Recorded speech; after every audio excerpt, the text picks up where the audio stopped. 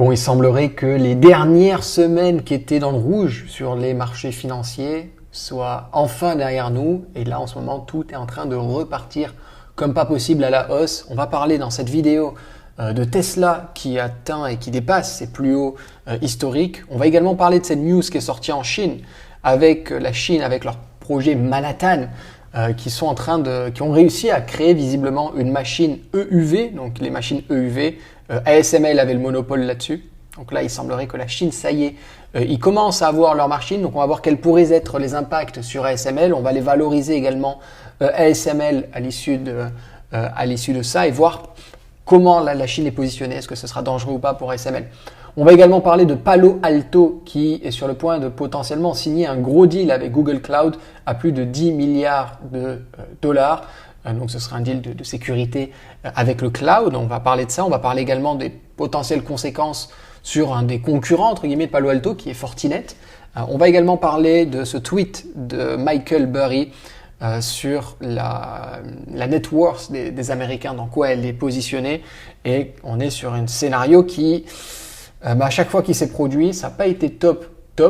On parlera également de Amazon, qui est sur le point de signer un deal à 10 milliards de dollars avec OpenAI pour notamment des puces, où Amazon investirait dans OpenAI et OpenAI achèterait des puces spécialisées pour l'IA d'Amazon. Okay, donc on va parler un petit peu de ces puces et les conséquences que ça pourrait avoir sur Nvidia, parce que si vous vous souvenez bien, il y a un mois à peu près, on avait déjà Google qui annonçait sortir des puces IA, des TPU, ok.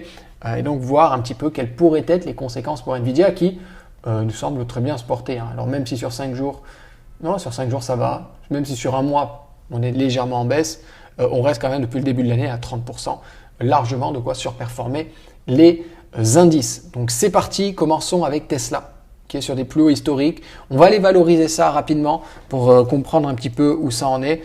C'est simple, hein, le Tesla, c'est le narratif robot taxi, robot pour la maison, etc. Ça reste une entreprise qui a des marges faibles. Hein, ça reste une entreprise entre guillemets de voiture, même s'ils font de plus en plus autre chose que les voitures. Mais ça reste pour le moment une entreprise de voiture. Et on est à seulement 7% de marge opérationnelle, ce qui est beaucoup trop faible pour moi, ce qui fait que je n'y touche pas. La rentabilité, pareil, est beaucoup trop faible pour que je touche à cette entreprise. Mais on va aller voir la valorisation. Maintenant qu'elle est assez plus historique, ça la place avec un PER de 294, un price of free cash flow de 226, ce qui est très élevé, hein, ce qui est très élevé. Alors on a eu des niveaux plus hauts en 2020 notamment, mais là on part sur quelque chose de très élevé. C'est assez inquiétant. Alors quand je dis inquiétant, ça ne veut pas dire que ça va chuter du jour au lendemain, mais on est très loin du 30 fois les bénéfices qu'on avait en 2022. Là, on est vraiment sur des niveaux c'est des plus hauts historiques. Si on revient à 2022, les plus bas de 2022 où on était à 30 fois les bénéfices plus ou moins, on a fait plus de 291%. Là, ça commence d'un point de vue purement valorisation, commence à y avoir très peu de marge de sécurité et c'est pas le moment de rentrer sur Tesla. Ceux qui croient au business de Tesla, en projet, etc., c'est vraiment pas le moment d'y rentrer dessus. Si on regarde la valorisation, donc on prend le dernier bénéfice net qui a été réalisé, qui est à 5 milliards 3, je suppose, dernier bénéfice net, 5 milliards 268. Donc on va se mettre à 5 milliards 268 pour faire du 10% par an. On va être gentil, on va dire on veut viser que du 10% par an. Il faudrait qu'il y ait un PER de 60 pour une croissance de 52%, 51,5. Ouais, c'est ça. Il faudrait 51,5% de croissance par an du bénéfice net par action pour un PER de 60 pour faire du 10. Alors vous allez me dire, oui, mais si ça grossit de 50% par an, ce ne sera pas un PER de 60, mais ce sera un PER de 100. Ouais, enfin, il ne faut pas déconner non plus. Au-delà de 30, pour moi, il faut être complètement con pour investir sur un PER au-delà de 30. Ou alors avoir une vision, être illuminé, avoir une vision comme pas possible, mais un PER au-delà de 30 dans ses estimations, il faut vraiment avoir faut vraiment oser un truc. Hein. Faut oser un truc et il faut avoir une énorme confiance dans la croissance de l'entreprise. Et jusqu'à présent, Tesla n'a pas été digne de confiance quand il s'agit de croissance. Hein. Parce que quand ils avaient fait 15 milliards de net income en 2023, souvenez-vous, ils étaient les rois du monde. Hein. L'année d'après, ils sont redescendus à 7 milliards. qui est légèrement plus que ce qu'il faisait en 2021. Là, si on se met en LTM, on est passé en dessous des niveaux de 2021 en termes de bénéfices nets. Donc pas terrible. Vous allez me dire oui, mais si on regarde, le business a progressé, ils ont fait beaucoup d'investissements, c'est pour ça. Ok, pourquoi pas, mais les bénéfices opérationnels, c'est pas mieux. C'est pas mieux du tout pour les bénéfices opérationnels. Donc là, faire confiance à Tesla sur la croissance future, ça me semble quand même assez compliqué. Ça laisse très peu de marge de sécurité là, avec ces niveaux-là. C'est surtout les marges de sécurité qui sont pas là. Donc là, pour le coup, j'ai envie de dire, ceux qui pensaient rentrer sur Tesla maintenant, vous risquez d'avoir de très mauvaises surprises à l'avenir. Maintenant, on va voir. Ça ne veut pas dire que l'action ne va pas continuer d'augmenter. Ça ne veut pas dire que l'action ne peut pas prendre plus 50% depuis ces niveaux. Elle peut même doubler s'il faut depuis ces niveaux. C'est juste que si vous avez un minimum de discipline sur votre portefeuille et que vous cherchez de la performance sur du long terme, ce n'est pas à ces moments-là qu'il faut rentrer sur l'action. Ce n'est pas là que vous aurez les meilleurs retours possibles dessus. Ça me semble même très très risqué. Ça semble être un pari très risqué. On va maintenant parler de la Chine qui lance ses machines avec son projet Manhattan Project en fait, ils ont tout simplement, ce sera à Shenzhen, en début 2025, ils auraient réussi à créer des prototypes de machines EUV. Donc, ce n'est pas encore fonctionnel, mais apparemment, c'est prometteur. Les targets qui ont été annoncés, ce serait qu'en 2028, ils pourraient fabriquer leur propre puce, avec ces machines-là. Mais disons globalement, les experts du sujet estiment que ce sera plutôt d'ici 2030. Donc 2030, potentiellement, qu'on aurait un concurrent sérieux pour ASML. Maintenant, qu'est-ce que ça veut dire tout ça? Ça veut dire qu'ils en sont qu'à la phase de prototype. Et donc il y a beaucoup de trucs qui tournent autour de ça pour une phase de prototype. Ça fait un petit moment qu'ils sont en phase de prototype. Donc je ne suis pas trop inquiet pour ASML parce que c'est une chose d'avoir une machine concurrente, c'est autre chose d'accepter que les concurrents décident d'acheter la machine concurrente. Parce que pareil, il faut qu'ils se séparent des machines ASML ou alors qu'ils décident d'arrêter d'utiliser des machines ASML pour aller chez un concurrent. Quand ils savent que ASML est capable de leur produire de la quantité, du volume dans un bon temps, avec une bonne qualité, est-ce qu'ils ont envie de risquer sur des machines à plusieurs dizaines, centaines de millions, est-ce qu'ils ont envie de risquer d'aller chez un concurrent pour ça, quand ils ont quelqu'un qui leur fournit ça, qui fonctionne? Quand on sait que les entreprises en général, surtout les grosses boîtes, ça bouge comme des paquebots, ça bouge très lentement, c'est pas très flexible. Ça m'inquiète pas particulièrement pour ASML. Si on regarde maintenant un petit peu la valorisation de la boîte, là pour voir ce que ça va donner, on est à, alors je vais prendre, ouais ça devrait être la bonne, est-ce que c'est celle-là? Voilà. Si on prend le dernier bénéfice net, on va aller le récupérer ici. Donc on est à 9 milliards 849. Est-ce que le free cash flow serait peut-être pas mieux? 9 milliards 849 dollars, il faut le remettre, enfin euros pardon, il faut le mettre en dollars. 9 milliards 849, ça fait 11 milliards 535 millions d'euros. Donc voilà, on est à 11 500 ici. Si on a 15% de croissance, 1% de rachat d'actions tous les ans et un PER de 25, ça nous fait du 8,70% par an qu'on peut estimer avec ce prix-là. C'est léger, c'est pas suffisamment intéressant pour en ouvrir une position, mais ça ne justifie pas une revente à mon sens. À mon sens, on n'est pas sur un niveau là où il faut revendre à SML. Maintenant, si on voudrait faire du 13% par an, il faudrait qu'on ait une croissance des bénéfices nets par action de 20% pour un PER de 26 à peu près.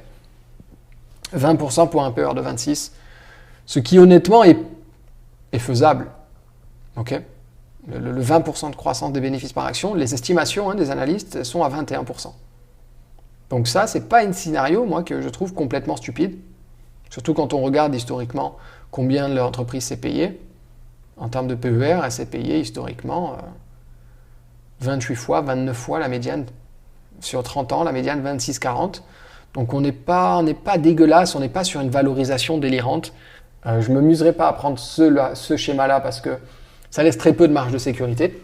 Donc moi, vous savez, j'aimais beaucoup de marge de sécurité quand je fais mes investissements, mais il y a quand même quelque chose à faire. Il y a quand même quelque chose à faire. C'est pas dégueulasse en termes de valo. Moi, j'y toucherai pas à cette valo, mais on n'est pas sur quelque chose d'aberrant. Donc ceux qui ont ASML en portefeuille, il n'y a pas vraiment de raison de revendre. Et cette news-là, ça me semble pas être quelque chose de très problématique. Je crois que c'est Joseph Carlson qui avait fait un tweet là-dessus où il disait en gros j'ai marqué un panier à 3 points en jouant au basket, c'est pas pour autant que je prétends être Stephen Curry et que je pourrais aller jouer au Golden State Warriors ou quoi que ce soit. Parce que c'est une chose d'arriver à faire un panier à 3 points, c'est une chose d'arriver à le faire sous pression 8 fois sur 10 et en match, en finale des Jeux Olympiques, en finale d'un gros match, etc. Là, ici, pour la boîte chinoise, oui, c'est bien. Peut-être qu'ils ont réussi à avoir une tech qui puisse rivaliser, mais c'est autre chose de la faire tourner à plein régime avec des responsabilités, avec des clients. C'est pas la même histoire. Donc, ça reste à observer, à voir comment ils vont réagir. Mais pour le moment, je trouve qu'il n'y a pas de raison de s'inquiéter particulièrement pour ASML. C'est pas ça qui devrait vous faire changer d'avis sur l'entreprise ou changer votre vision de l'entreprise parce que c'était connu. Okay, ça fait un moment que la Chine veut trouver sa machine EUV. Donc c'était un risque qui était connu. Donc si vous aviez acheté du ASML sans connaître ce risque, c'est que vous avez tout simplement pas fait votre travail avant d'acheter l'entreprise. Donc là, c'est faute professionnelle de votre part. Donc attention à ça. En règle générale, on n'est pas sur une news qui change tout, qui était complètement nouvelle et que personne s'y attendait, personne ne savait que ça allait arriver. On passe maintenant à Palo Alto, qui serait sur le point de signer un deal avec Google pour 10 milliards de dollars. Donc le deal, si je me souviens bien, ce serait pour de l'AI Security. En gros, l'idée c'est que Palo Alto puisse intégrer dans la sécurité de l'IA de Google, etc. Donc ça, c'est une bonne chose. Ça montre vraiment que la cybersécurité, les domaines de la sécurité sont en vogue et ont un très très beau vent dans le dos pour le futur. Alors on va aller regarder la valorisation de Palo Alto. Palo Alto, c'est une belle boîte. On est à 34 ici de score margin. La raison, c'est parce qu'ils ont des marges assez faibles et ils sont rentables depuis très peu. Si je dis pas de bêtises, c'est une boîte qui a été rentable depuis quelques années, il me semble, c'est ça, que depuis 2023. Donc vu qu'ils ont moins de 10 ans d'historique où ils sont rentables, forcément le score margin est pas très bon, mais ça reste une boîte assez intéressante qui va dans la bonne direction. C'est pas le genre de boîte dans laquelle j'investirais parce que c'est trop jeune, ok, mais ça va dans la bonne direction, ils ont très peu de dettes, ils grossissent bien, ils ont des belles perspectives pour le futur. Malheureusement, c'est trop jeune. Moi, je préfère Fortinet. Je préfère largement Fortinet. Et Fortinet a un petit peu baissé suite à ces annonces. Alors, on a Fortinet. On peut voir que Fortinet, sur les 5 derniers jours, ça a perdu 2%. Sur le mois, c'est du sur place. Sur 6 mois, moins 20%. Depuis le début de l'année, moins 15%. Palo Alto, ça bouge pas trop. Sur 5 jours, ça a perdu 2%. Okay, donc malgré l'annonce et tout ça, ça bouge pas trop. On peut voir qu'on était on est quand même sur une belle tendance dessus. Moi, je suis positionné sur Fortinet. Vous allez voir juste après pourquoi. Si on regarde la valorisation de Palo Alto, alors on va aller regarder le free cash flow. Hop. On va se mettre en bas, free cash flow. On est sur un free cash flow de 3,45 milliards, à peu près 3716. Ok, on va se mettre ici à 3716. Si admettons qu'ils arrivent à grossir à 15% par an, leur free cash flow par action, et qu'ils ont un price sur free cash flow de 25, ça ferait du 8% par an. Il faudrait l'acheter à $150 pour faire du 13%. Maintenant, quelle est la croissance estimée du chiffre d'affaires? Elle est à 13%. Donc, pour le free cash flow, elle risque d'être légèrement supérieure s'ils arrivent, vu qu'ils risquent de probablement augmenter leur marge dans les années qui vont arriver. Donc, admettons que le free cash flow par action augmente plutôt de 18% par an. On viserait un peu sur free cash flow de 25, 28, on ferait du 13%. Pareil, ça ne laisse pas énormément de marge de sécurité. Là, on n'a pas le droit à l'erreur avec ce scénario. Pas beaucoup de marge de sécurité, c'est pour ça que je ne toucherai pas, je n'y investirai pas. Si on regarde sur Fortinet maintenant, Fortinet est bien mieux implanté. Dans le sens où Fortinet, belle note, 77%, belle croissance, la dette, il n'y en a pas. Les marges, on est à plus de 30%, là où Palo Alto n'est pas encore à plus de 15%. La rentabilité, le ROCE est très bon, le ROIC est très bon aussi. Les CAPEX, il n'y en a pas énormément. Stock-based compensation, il y en a un peu, mais c'est pas aberrant, 13%. On a surtout les frères fondateurs qui sont toujours présents. Je crois qu'ils possèdent une dizaine de pourcents de l'entreprise, ou 7 ou 10% d'entreprise, les deux, donc vraiment pas mal. Si on veut valoriser ça, on a 2 milliards de free cash flow actuellement, avec une croissance de 15% par an et un price sur free cash flow de 25, on ferait du 10% par an, donc c'est un peu léger. Moi, ma fair value est autour de $72. Autour de $72, je trouve que ça vaudrait le coup de rentrer un peu plus dans cette entreprise. Si on regarde le price sur free cash flow, il est actuellement à 30. Si on se met sur 10 ans, on va se mettre jusqu'en 2010, la médiane est à 25. Ok. Sur 10 ans, la médiane est à 25 aussi. Sur 5 ans, la médiane est à 30. Donc je trouve que 25, c'est un bon price sur free cash flow à viser pour cette entreprise, surtout si elle parvient de grossir de 15% par an. Si elle grossit de seulement 13% par an, il faudrait l'acheter à $66. Donc moi, en dessous de $75, ça me semble être un prix intéressant pour l'entreprise qui nous laisse des bonnes marges de sécurité. Et je préfère avoir Fortinet que Palo Alto. La raison, c'est que Palo Alto, ils construisent leur écosystème en faisant des acquisitions. Donc, ils vont acheter plein de petites entreprises, ils vont tout mettre ensemble et ça leur fait un système assez puissant. Là où Fortinet, ils construisent tout par eux-mêmes. Pour donner un exemple un petit peu dans la... j'ai pas d'exemple particulier, mais Fortinet, ce serait plus ou moins l'équivalent d'Apple, où ils ont leur propre écosystème, leur propre OS, et tous les produits sont un peu connectés entre eux, et ils ont été développés par Apple. Là où Palo Alto, ce serait plutôt, j'ai pas envie de dire Android, mais dans l'idée où il y aurait plein de trucs qui viendraient un petit peu se connecter sur l'entourage de Palo Alto, là où Fortinet est plus fermé comme chose. Donc c'est deux visions différentes, ça ne veut pas dire qu'il y en a une qui est meilleure que l'autre forcément, c'est juste que moi j'estime que celle de Fortinet est moins risquée. Fortinet également a un meilleur management, à mon sens, ils ont des meilleures rentabilités, ils font des bons rachats d'actions. Là on peut voir ici l'évolution du price sur free cash flow, on va regarder en même temps les rachats d'actions. Et ils font généralement de très très bons rachats d'actions. Quand on est par ici, vous voyez là cette année, l'action a beaucoup baissé. Ils ont fait les très gros rachats d'actions. Ça avait bien baissé en 2022, gros rachats d'actions. 2023 c'était pareil, c'était assez bas, gros rachat d'actions. 2020 pareil, gros rachat d'actions. Donc ils sont opportunistes là-dedans. 2024 c'était haut, très peu de rachats d'actions. Donc j'aime bien, le management gère très bien la boîte, ils sont bien positionnés. Donc je suis plus confiant du côté de Fortinet que de Palo Alto par rapport à ça. Pour mon propre portefeuille maintenant. Ça ne veut pas dire que Palo Alto est une mauvaise boîte et qu'il faut absolument éviter Palo Alto. C'est juste que, à choisir, je suis plus en sécurité, disons, avec Fortinet. Troisième, quatrième, cinquième, je ne sais plus à combien on en est. Grosse chose qui s'est passée, c'est Amazon qui, pour parler avec OpenAI pour le deal à 10 milliards. Enfin, j'ai envie de dire, ils font leur partenariat parce que j'ai l'impression que c'est ce qui leur manquait pour avoir leur petit pump. Ça a fait légèrement monter l'action, elle a pris 2% depuis l'annonce, mais sinon ça fait un peu du surplace. Cette année Amazon sous-performe pas mal, 3% de performance pour Amazon contre 17 ou 18% pour le S&P 500. Donc belle sous-performance de Amazon qui reste une boîte quand même exceptionnelle et surtout qui se développe beaucoup. Vous avez vu l'importance d'AWS cette année avec le problème qu'il y a pu avoir et que la moitié d'Internet était littéralement hors fonction. Donc je pense que Amazon a plus que prouvé son importance dans le monde et son position. On disait que le cloud était enterré il y a quelques trimestres parce que Microsoft et Google avaient eu une bien meilleure croissance là-dessus. Faut pas oublier qu'Amazon est très largement dominant sur le cloud. Okay, c'est numéro 1 mais assez largement.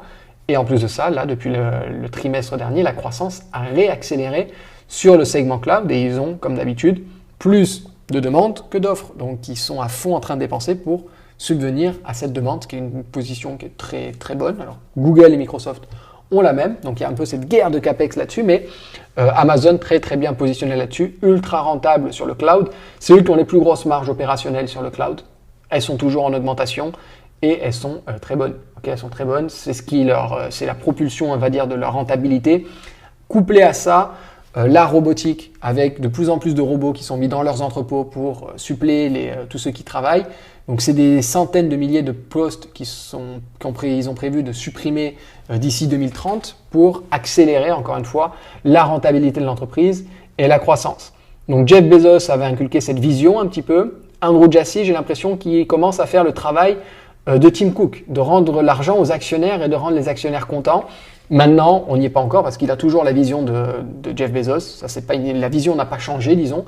C'est juste que là, on est dans des projets qui deviennent de plus en plus rentables et Amazon devient de plus en plus rentable. Les marges augmentent, la rentabilité augmente, ce qui, je pense, pourra faire plaisir aux actionnaires. Surtout qu'Amazon, depuis 5 ans, sous-performe assez largement. Sur les 5 dernières années, c'est du 42%, là où le S&P 500 a fait plus ou moins 80-90% sur la même période, ce qui fait qu'Amazon, très grosse sous-performance. Mais j'ai envie de dire, les niveaux de valorisation qu'ils avaient atteints en 2021, si je ne dis pas de bêtises, ou 2020, étaient tellement élevés que ça me semble plus ou moins normal qu'ils sous-performent. On peut voir que 2020-2021, on était monté à des niveaux de valorisation, on était à 70 fois, 50 fois les bénéfices. 2022, le bénéfice était passé en négatif, donc ça a été mouvementé, disons, pour les actionnaires d'Amazon. Et là, on commence à être de plus en plus rentable, de plus en plus stable sur la rentabilité de l'entreprise, ce qui, je pense, les positionne très bien pour le futur, sachant qu'ils génèrent plus de quasiment 700 milliards de dollars de chiffre d'affaires et ils arrivent toujours à grossir à 2 chiffres leur chiffre d'affaires. On a toujours 10% de croissance du chiffre d'affaires, ce qui est quand même assez exceptionnel. Si on valorise ça par rapport au cash flow opérationnel, avec une croissance de 14% du cash flow opérationnel et un price sur cash flow opérationnel de 18%, on ferait du 13% par an à ces prix-là. Donc moi, j'estime qu'en dessous de $230, Amazon est un bon deal. Une autre chose qui va accélérer la croissance, c'est ces puces Trainium, où ils viennent concurrencer directement Nvidia. Pareil, Google a commencé à concurrencer Nvidia aussi avec ses TPU. Et là, l'idée, c'est que ça permet de réduire jusqu'à 50% les coûts d'entraînement par rapport aux instances Amazon EC2 comparables, etc. Trainium 2 sont spécialement conçus pour l'IA génératif et offrent un rapport coût-performance supérieur de 30 à 40% par rapport à la génération actuelle d'instances basées sur GPU. Donc, des économies pour les clients, une meilleure fonctionnalité. On a eu le trimestre dernier, ils avaient annoncé 150% de croissance d'un trimestre à l'autre. C'est pas à l'année, c'est d'un trimestre à l'autre. Donc ils commencent déjà à commercialiser ça, ils commencent déjà à avoir des clients là-dessus. Donc c'est probable que ce secteur soit très très très rentable. C'est pas pour rien que Google y est aussi dessus et c'est pas pour rien qu'Nvidia a tout explosé depuis les 5 dernières années grâce à ça. 1200% en 5 ans grâce à ce secteur, grâce à ces puces. Et donc là, on a de plus en plus de concurrence qui va sur Nvidia. Alors on est en train de dire oui, tous ils disent un petit peu non, on ne veut pas concurrencer Nvidia, c'est plus en complément, on fait des choses un peu différemment, on travaille toujours main dans la main, on continue de commander chez Nvidia. Mais c'est des attaques directes, ça c'est que de la politique, ils parlent juste comme ça pour pas se faire d'ennemis ou quoi que ce soit, mais ce sont des attaques directes et la Nvidia... c'est pas que je suis pas confiant pour le futur, il semble être très bien positionné, avoir un avantage quand même concurrentiel assez gros sur la tech qu'ils sont pas capables d'avoir, mais à ces niveaux de valorisation, c'est juste que faut faire attention. On est sur un price sur net income de 44, ce qui est assez élevé. La médiane est à 26, sur 10 ans la médiane est à 48, sur 30 ans la médiane est à 34. Donc 44 c'est globalement assez élevé, c'est simple en termes de valo. Il faudrait que l'entreprise, pour faire du 13% par an, faudrait 19% de croissance pour un price sur earning de 35. Personnellement, je ne vais jamais au-dessus de 30. Donc on va mettre 30. 30, c'est vraiment la note généreuse que j'y mets. Donc avec 30, il faudrait 22,3 à peu près, c'est ça, 22,3% de croissance. C'est possible, ils peuvent les faire, ces 22,3% de croissance. Les estimations des analystes sont à 24%. Maintenant, il ne faut pas oublier qu'en ce moment, tout le monde est euphorique, tout le monde est à fond derrière. Et il y a potentiellement beaucoup de risques qui sont oubliés. Parce que quand on est biaisé et quand on voit que le positif sur une entreprise et la révolution qu'il y a derrière, on oublie les potentiels points négatifs. Et la concurrence là-dessus, c'est potentiellement des milliards en moins que pourrait faire Nvidia. Ça ne veut pas dire qu'Nvidia va disparaître, qu'Nvidia est une mauvaise boîte. Ça veut juste dire que peut-être que la croissance des bénéfices nets par action à 22% sera plus compliquée à atteindre que pour les 5 prochaines années. Peut-être qu'on va encore l'avoir pendant 2-3 ans, mais que d'ici 4, 5 ans, 6 ans, ça commence à se calmer, que ce soit un peu plus compliqué et qu'on ait un effet, j'irai peut-être pas jusqu'à dire qu'on ait un effet Intel, comme ce qui a pu se passer quand Apple a sorti les puces pour leur ordinateur pour remplacer les puces Intel, mais ça pourrait être un scénario envisageable. Donc il faut faire attention. Je ne suis pas en train de tirer la sonnette d'alarme, en train de dire que Nvidia va s'effondrer. Non, on n'est pas sur la pire valorisation possible, mais on est sur des niveaux qui sont quand même très élevés. Ça laisse très peu de marge de sécurité. Et encore une fois, en investissement, ce qui permet d'atteindre la surperformance, ce qui permet de performer, c'est de prendre des bonnes marges de sécurité. Et là, avec Nvidia, on n'a pas énormément de marge de sécurité, comme avec Palo Alto, comme avec quelles entreprises on a vu au début, comme avec toutes les entreprises qu'on a pu voir au début, on n'a pas énormément de marge de sécurité là-dessus, comme avec Tesla. Donc ça, c'est là-dessus où je dirais qu'il faut faire attention au-delà de la disruption technologique qui, je pense quand même, Nvidia, on a le temps avant qu'ils disparaissent. Je ne pense pas qu'ils vont disparaître comme ça, mais faut juste bien comprendre que on est très optimiste en ce moment sur les marchés, donc il faut prendre de plus grosses marges de sécurité. En règle générale, moi je prends toujours 20% de marge de sécurité. C'est-à-dire que si j'estime que le juste prix de l'action pour battre le marché, donc pour faire 10% par an, si le juste prix de l'action est à 100 $, moi je vais l'acheter à 80 $. Ok, plus ou moins. C'est ce que je vais essayer de faire. Donc je prends toujours des marges de sécurité également sur la croissance des bénéfices. Quand les marchés sont positifs, tout le monde est euphorique, on a tendance à surestimer les bénéfices futurs des entreprises. Donc là, pareil, il faut mettre un petit coup de frein. S'ils sont estimés à 10% par an, on les met à 8% pour vraiment prendre en compte que potentiellement ça ne va pas grossir comme prévu. Idem pour les multiples de valorisation. Il ne faut pas faut pas être trop extravagant et monter à 40, 45, 50. Parce que c'est pas parce qu'on a eu 5 années exceptionnelles dernièrement que ça va toujours être comme ça et que ça va continuer d'être comme ça. Donc attention à ça, attention à pas vous faire piéger par tout ça. C'est tout pour cette vidéo. Si vous voulez qu'on fasse un audit sur votre portefeuille, réservez un appel directement avec moi dans le lien dans la description. Il me reste encore quelques créneaux pour clôturer cette année 2025. Donc on fera un audit et on verra comment est-ce que je peux vous aider à obtenir une meilleure performance en bourse, à surperformer les marchés grâce à ma méthode du triptyque boursier. Donc vous avez le lien juste en dessous pour réserver votre audit offert directement avec moi. On s'appelle et comme ça on peut voir comment je peux vous aider là-dessus. Si cette vidéo vous a plu, pensez à mettre un pouce bleu, abonnez-vous en activant la petite cloche pour ne rien rater des prochaines vidéos. Également dites-moi en commentaire quelles sont les actions que vous voyez qui vont bien performer pour 2026. Je pense que ça va être le thème de la prochaine vidéo ou d'une vidéo avant 2026. Les actions que je suis de près pour les rajouter en portefeuille en 2026 parce qu'elles pourraient vraiment être très intéressantes pour se protéger un petit peu de la tech et se protéger du marché et avoir un beau portefeuille précis pour le futur, pour la volatilité qu'on risque d'avoir en 2026. Donc on se dit à très vite pour un prochain épisode. Ciao, ciao!